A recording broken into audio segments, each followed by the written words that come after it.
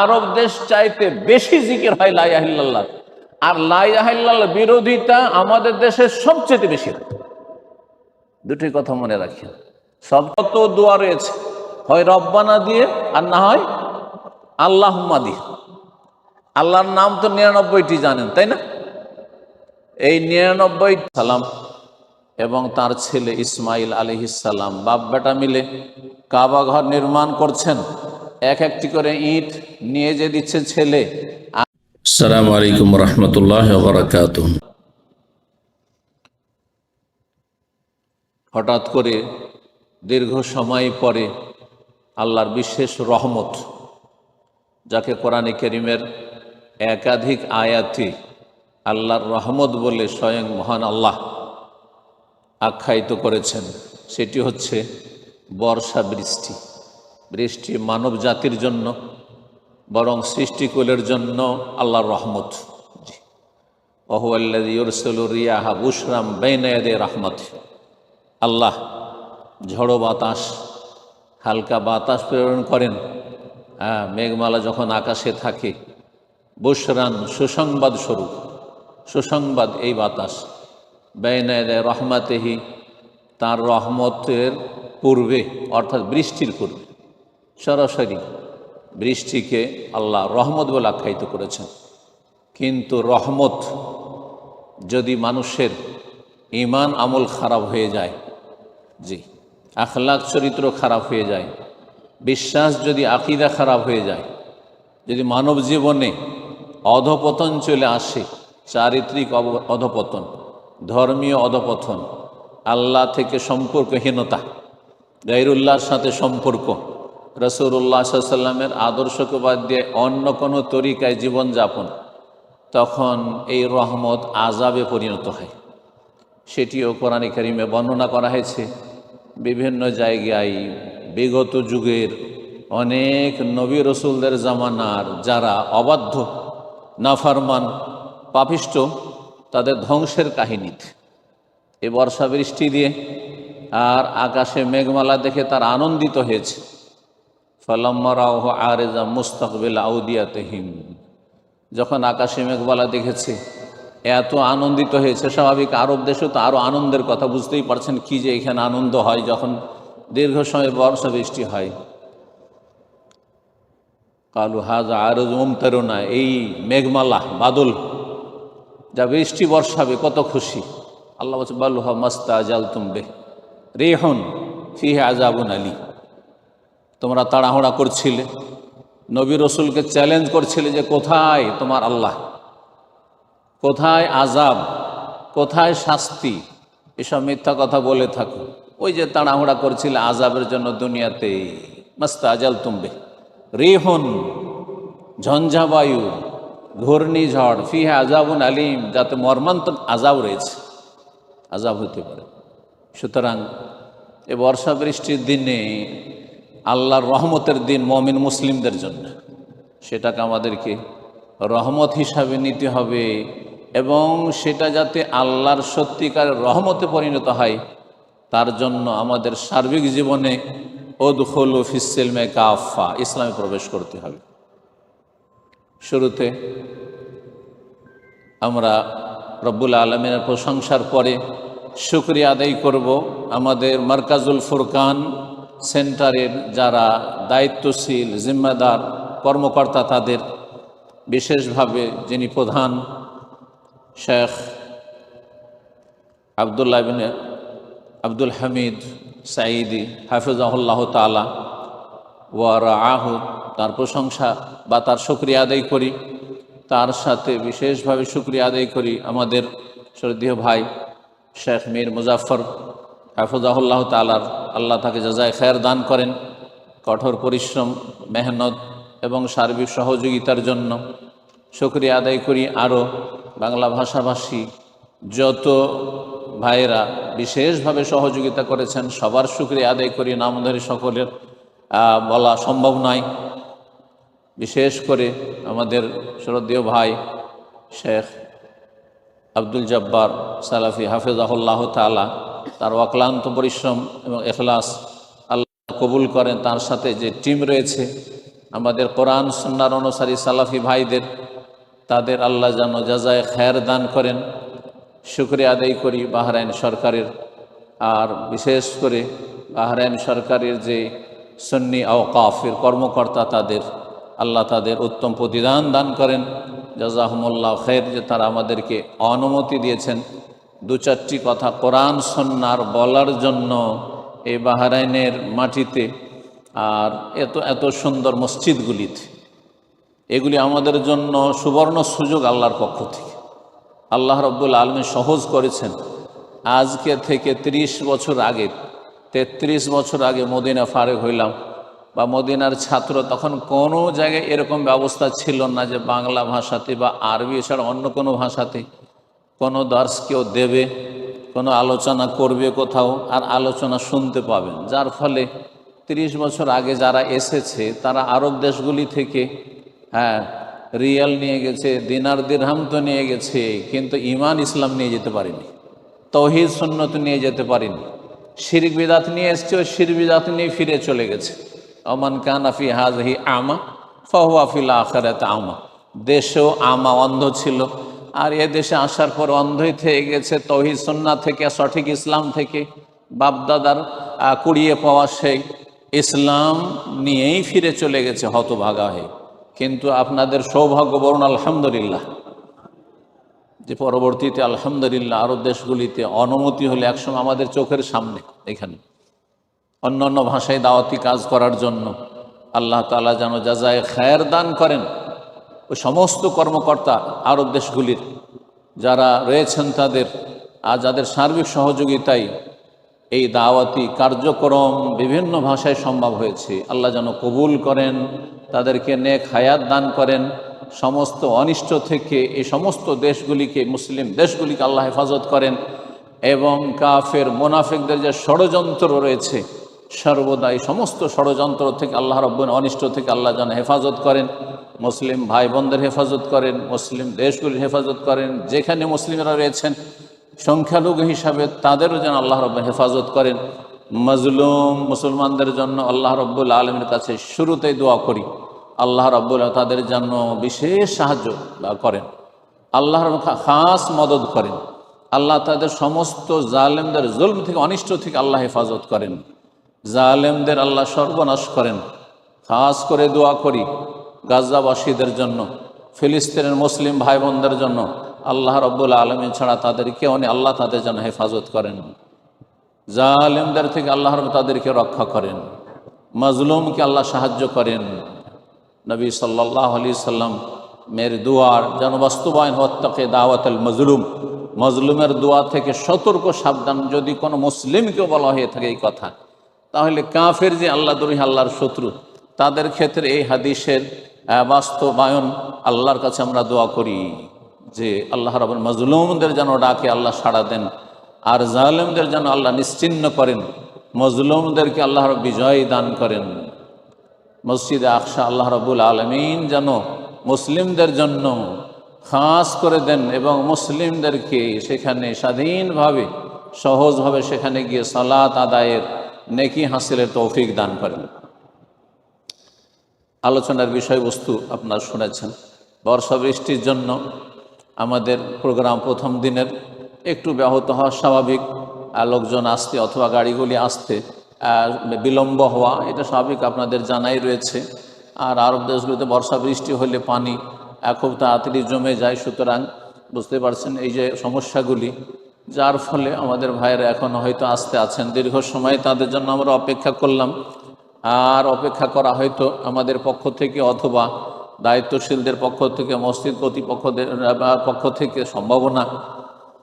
আল্লাহ রাব্বুল আলামিনের কাছে আশা করি ইনশাআল্লাহ তাআলা আবার আমাদের প্রোগ্রাম একটি নয় একাধিক প্রোগ্রাম রয়েছে। আগামীকালকে প্রোগ্রাম রয়েছে, তারপরের দিন প্রোগ্রাম রয়েছে। আশা করছি আপনারা প্রত্যেকে একজন 10 জন করে যদি নিয়ে আসেন, কত লোকে মসজিদে জায়গা দেওয়া যাবে? বেশি না, একজনে 10 জন বন্ধু বান্ধব নিজের ভাষাভাষী তাদেরকে সাথে নিয়ে আসুন। খাওয়ার জন্য ডাক দিলে যেখানে 50 জন 100 জন হাজির হইতে পারে। দুনিয়ার দাওয়াতের জন্য, রাতের দাওয়াতের জন্য যদি দাওয়াত দেন, একটা ডাকে 50-100 হাজির হয়ে যাবে। তো দিনের দাওয়াত, ঈমান ইসলামের দাওয়াত, আল্লাহর দিকে দাওয়াত, জান্নাতের দিকে দাওয়াত। আল্লাহ ইয়াদু ইলা দারিস সালাম, আল্লাহ দারুসালাম জান্নাতের দিকে আহ্বান করে, স্বয়ং আল্লাহ ডাক দিচ্ছেন সেই দিকে। সেই দাওয়াত যদি দিয়ে আসেন যে আসো কোরআন সুন্নাহ নির্ভেজাল এলম শিখো, এলম শিখার পরে আমল করার চেষ্টা করো, আমল করার পরে অন্যকে এই এলম পৌঁছাবার চেষ্টা করে। আল্লাহ রাব্বুল আলামিন আমাদের সকলকে তৌফিক দান করেন। আশা করছি আপনাদের থেকে যে আগামীকালকে তার পরের দিনে প্রত্যেকেই 2-4-5 জন 10 জন করে, আর তার বেশি পারলে আরও ভালো, দাওয়াত দিয়ে তাদেরকে সাথে নিয়ে আসার চেষ্টা করবেন। কারণ আপনাদের জন্য ট্রান্সপোর্টের ব্যবস্থা করা হয়েছে, যাতায়াতের ব্যবস্থা করা হয়েছে। আমার ইসলামিক সেন্টার দাম্মামে কোনো দিন শুরু থেকে 1420 হিজরির মুহররম থেকে সেখানে আমি, আজকে 1445 চলছে, 1420 হিজরির মুহররম থেকে শুরু, কোনো দিন 1-2টা লোককে নিয়ে আসার জন্য কোনো গাড়ির ব্যবস্থা ছিল না, কোনো ট্রান্সপোর্টের ব্যবস্থা ছিল না। 15 জন লোক নিয়ে শুরু করেছিলাম, 15 জন লোক নিয়ে আজকে থেকে 26 বছর আগে শুরু করেছি।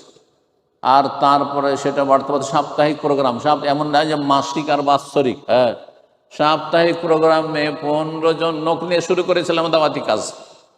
আর তখন খুঁজতাম যে দেখি সহি আকীদার অনুসারী আর তাওহীদ সুন্নাত কিছুটা সামান্য বুঝে, শিরককে শিরক বুঝে, বেদাতকে বেদাত বুঝে, ইসলাম সঠিক ইসলাম যা আল্লাহ নাজল করেছে, রাসূলুল্লাহ সাল্লাল্লাহু আলাইহি ওয়াসাল্লাম যার দাওয়াত মানুষের কাছে পৌঁছে দিয়ে গেছেন, সাহাবায়ে কেরামরা যেই ঈমান ইসলাম নিয়েছিলেন সেই ঈমান ইসলামের উপর বিশ্বাসী লোক খুঁজি, 10টি লোক খুঁজে পাওয়া মুশকিল ছিল। সে 15টির মধ্যে সিংহভাগ এই তাওহীদ সুন্নাত শিরক বেদাত কিচ্ছু বুঝে না। তাদের নিয়ে আলহামদুলিল্লাহ কাজ শুরু করেছিলাম। আর এখন 250-300 সাপ্তাহিক প্রোগ্রামে কোনো যাতায়াতের ব্যবস্থা নেই, অনেক সময় খাওয়া দাওয়ার ব্যবস্থা থাকে না, তারপর আলহামদুলিল্লাহ হচ্ছে। আল্লাহ রাব্বুল আলামিন যেন কবুল করেন। যেমন ইব্রাহিম আলাইহিস সালাম এবং তার ছেলে ইসমাইল আলাইহিস সালাম বাপ বেটা মিলে কাবা ঘর নির্মাণ করছেন, একটি করে ইট নিয়ে যে দিচ্ছে ছেলে, আর বাপ বসাচ্ছেন, সুবহানাল্লাহ, রাজমিস্ত্রির কাজ করছেন। সবচেয়ে শ্রেষ্ঠ নবী মুহাম্মদুর রাসূলুল্লাহ সাল্লাল্লাহু আলাইহি সাল্লামের পরে ইব্রাহিম খলিল আলাইহিস সালাতু সালাম, বাপ বেটা গোটা বংশের পরম্পরা, সব নবী আর নবী, রসুল আর রসুল। জি, ইব্রাহিম আলাইহিস সালামের যত নবী রসুল এসেছেন সমস্ত ইব্রাহিম আলাইহিস সালামের বংশোদ্ভূত। এই দোয়াটি করেছিলেন। দোয়াতে যদি ইখলাস থাকে তাহলে সত্যি আল্লাহ কবুল করে। আপনি দোয়া করতে কখনো পিছপা হবেন না। আপনি এটা ভাববেন না যে আমার মতো পাপী তাপি, আমার মতো গুনাহগার, এই দোয়া করি কি আর হইতে পারে। এটা ভাবা মানে আল্লাহ সম্পর্কে কুধারণা রাখা। আর যদি এইরকম অবস্থা আপনার থাকে যে দোয়া করতে গিয়ে আপনি ভাবছেন যে আমার কি দোয়া কবুল হবে, তাহলে কবুল হবে না। নবী সাল্লাল্লাহু আলাইহি ওয়াসাল্লাম বলছেন, উদউল্লাহ ওয়া আনতুম মুকিনুনা বিল ইজাবা, আল্লাহর কাছে দোয়া করো যেন দোয়া কবুল হবে। ইজাবা, দোয়া কবুল হবে, এতে তোমার দৃঢ় ইয়াকিন থাকে, প্রত্যয় থাকে যে কেন কবুল হবে না। আমি আল্লাহর বান্দা, আমি রবের বান্দা, আর তিনি আমার মালিক, তিনি আমার রব, তিনি আমাকে সৃষ্টি করেছেন, এবং তার ইবাদত বন্দেগী ছাড়া আমি কারো করি না, তাকে ছাড়া আমি কাউকে বুঝি না, তার আদেশ নিষেধ ছাড়া আর কারো আদেশ নিষেধ আমি মানি না আমার জীবনে। তার আদেশ নিষেধ মানার জন্যই রাসূলুল্লাহ সাল্লাল্লাহু আলাইহি ওয়াসাল্লামের তরিকা ছাড়া অন্য কোনো তরিকা মানি না। এটি তো তাওহীদ ও সুন্নাত। এক আল্লাহর ইবাদত করি, এক রসুলের তরিকায় চলি। এই রসুল আল্লাহর বিধান নিয়ে এসেছেন, তাকে আল্লাহ স্পেশালি পাঠিয়েছেন এই মেসেজ নিয়ে, অন্য কাউকে অধিকার দেওয়া হয়নি যে আল্লাহর বিধান নিজের পক্ষ থেকে পৌঁছাবে।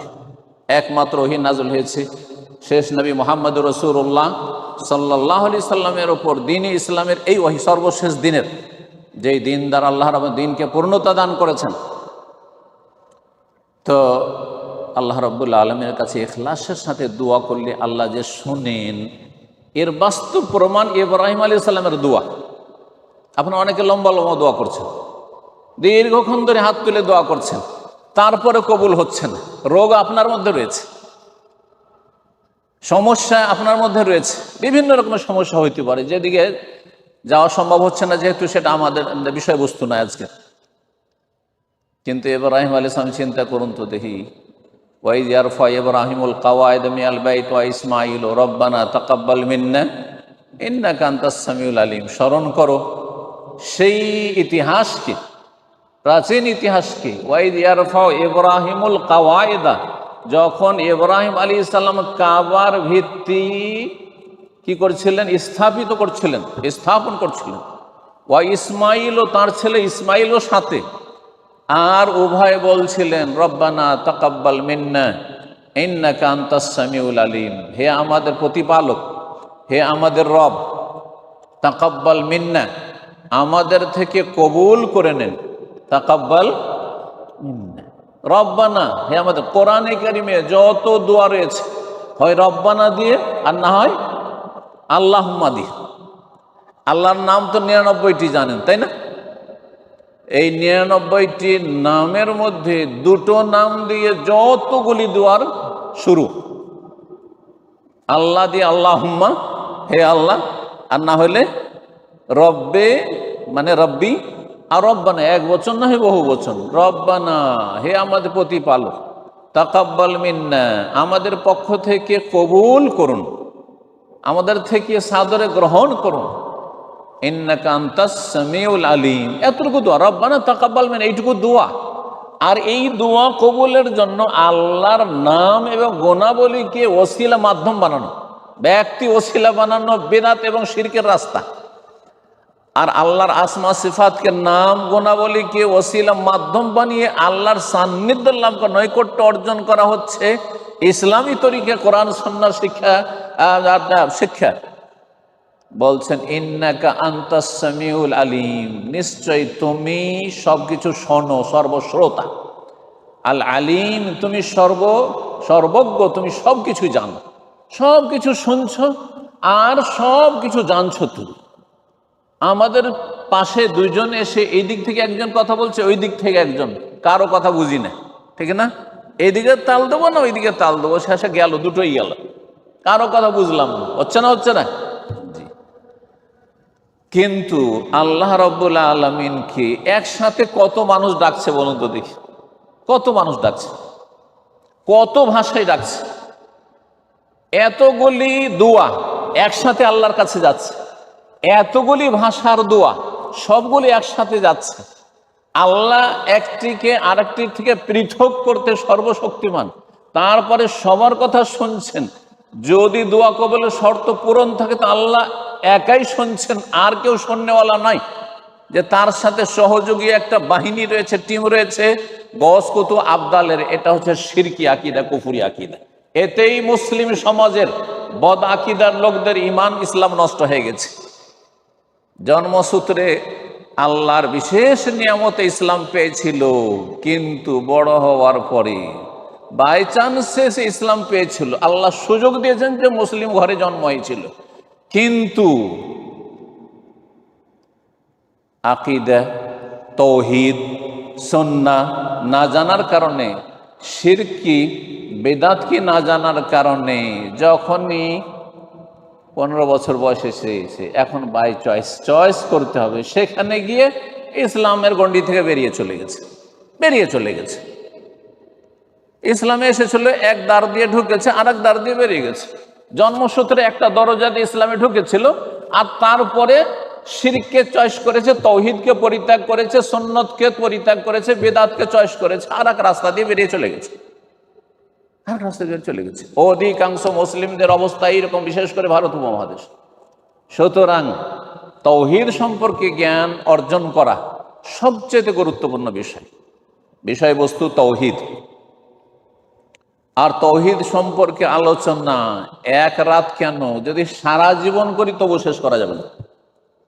সারা জীবন যদি তৌহিদ নিয়ে আলোচনা করি তবুও শেষ করা যাবে না। ইমাম ইবনুল কাইয়্যিম রাহিমাহুল্লাহ তাআলা বলছেন যে কোরআনে কারীম হচ্ছে কুল্লুহু তৌহিদ। কোরআনে কারীমের শুরু থেকে শেষ পর্যন্ত সব হচ্ছে তৌহিদ আর তৌহিদ। তৌহিদ মানে কি? তাহলে কারণ আমরা তো অনারব, বুঝি না।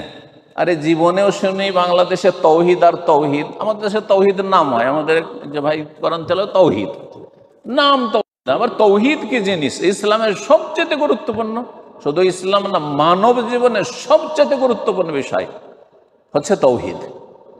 তৌহিদই বুঝে না, তৌহিদই বুঝে না। তৌহিদ সম্পর্কে আমাদের দেশে যে অবহেলা এবং তৌহিদের যে দুর্দশা যদি অনুধাবন করতে হয়, তাহলে আপনাদেরকে একটি কথা বলি, সেটা হচ্ছে আমাদের দেশের মানুষরা যদি জিজ্ঞাসা করেন মুসলিমদেরকে যে নামাজ কিসে নষ্ট হয়, সালাত কিসে ভঙ্গ হয়, বলে দিও এটা করলে নামাজ নষ্ট, ওইটা করলে নামাজ নষ্ট, ওইটা করলে নামাজ নষ্ট। কে জানে না? বেনামাজিও জানে যে নামাজ অবস্থায় কথা বললে কে যাবে, নামাজ নষ্ট হয়ে যাবে। বেনামাজিও জানে যে নামাজ অবস্থায় যদি হাদাস হয়ে যায়, বায়ু নির্গত হয়ে যায়, তাহলে খেয়ে যাবে, সালাত নষ্ট হয়ে যাবে, ঠিক না? উজু নষ্ট হয়ে যাবে। বুঝে না? বুঝেন না? উজু কিসে নষ্ট হয়, তায়াম্মুম কিসে নষ্ট হয়, রোজা কিসে নষ্ট হয়, তাও জানে। কিন্তু 5 ওয়াক্ত সালাত, সিয়াম, রোজা আর উজু আর তায়াম্মুম, এসবের চাইতে, সবকিছুর চাইতে সবচাইতে বেশি গুরুত্বপূর্ণ হচ্ছে তাওহীদুল্লাহ, আল্লাহর একত্ব। তৌহিদ কিসে নষ্ট হয় জিজ্ঞাসা করেন, সব বলবে হা হা লা আদরি, হাই হাই জানি না। যদি দুনিয়াতে হা হা লাদরির অবস্থা থাকে, তো কবরে গিয়ে এর চাইতে ভিন্ন অবস্থা হবে নাকি? না ওখানে গিয়ে শিখে নেবেন আপনি? অসম্ভব কথা। এখান থেকে শিখে যেতে হবে। আপনি যখন নামাজ নষ্ট হওয়া জানছেন, তায়াম্মুম ওযু নষ্ট হওয়া জানছেন, হ্যাঁ, তার আগে আপনাকে জানতে হবে যে আমার তৌহিদ মানব জীবনের সবচেয়ে বড় কাজ, সবচেয়ে বড় ফরজ এবং সর্বপ্রথম ফরজ। তৌহিদের বৈশিষ্ট্য বলছি, কারণ সবগুলি কথা বলতে গেলে একটা বিষয় থেকে যাবে। যদি তৌহিদের বৈশিষ্ট্য বলতে থাকি তো 1 ঘন্টা 1.5 ঘন্টা শেষ হয়ে যাবে, আর অন্য কিছু বলা যাবে না। এই জন্য একটু একটু করে এদিক ওদিক থেকে বলে আজকের মাহফিলটা শেষ করবো ইনশাল্লাহ। তো তৌহিদের বৈশিষ্ট্য, তৌহিদ হচ্ছে সর্বপ্রথম ফরজ। কি বললাম? সর্বপ্রথম ফরজ, আউয়াল ওয়াজিব, এবং সব আকবর ওয়াজিব, সবচেয়ে বড় ফরজ। কি সবচেয়ে বড় ফরজ? তৌহিদ এমন একটি বিষয়, যেই তৌহিদের দাওয়াত নিয়ে সমস্ত নবী রাসূলকে আল্লাহ পাঠিয়েছেন। সমস্ত নবী রাসূলগুলোকে কি নিয়ে পাঠিয়েছেন? তৌহিদ, লা ইলাহা ইল্লাল্লাহ। লা ইলাহা, ইলাহ নেই, দরগা নেই, দুর্গা নেই, হ্যাঁ, দরগা নেই, দুর্গা নেই, দেবদেবীরও পূজা নেই, মূর্তিরও পূজা নেই, আর মাজারের পূজা নেই। লা ইলাহা সব নেই, নেই করতে হবে। আগে আগে না করতে হবে, শিরকে না করতে হবে। কারণ আজকে বিষয়বস্তু হচ্ছে তৌহিদ এবং শিরক। সহজ ভাষায়, সাধারণ ভাষায় বোঝাবো, যাতে করে আমার কথা শিক্ষিত লোকও বুঝেন আর অশিক্ষিত লোকও বুঝেন, পড়া লোকেরাও বুঝেন, যে নিরক্ষর কিছুই পড়েননি সেও বুঝেন। এই লা ইলাহা ইল্লাল্লাহর জিকির আমাদের দেশে সবচেয়ে বেশি হয়। আরব দেশ চাইতে বেশি জিকির হয় লা ইলাহা ইল্লাল্লাহ। আর লা ইলাহা ইল্লাল্লাহর বিরোধিতা আমাদের দেশে সবচেয়ে বেশি হয়। দুটি কথা মনে রাখেন, সবচেয়ে বেশি যারা জিকির করে তারা সবচেয়ে বেশি লা ইলাহা ইল্লাল্লাহকে ছুঁড়ে ফেলে।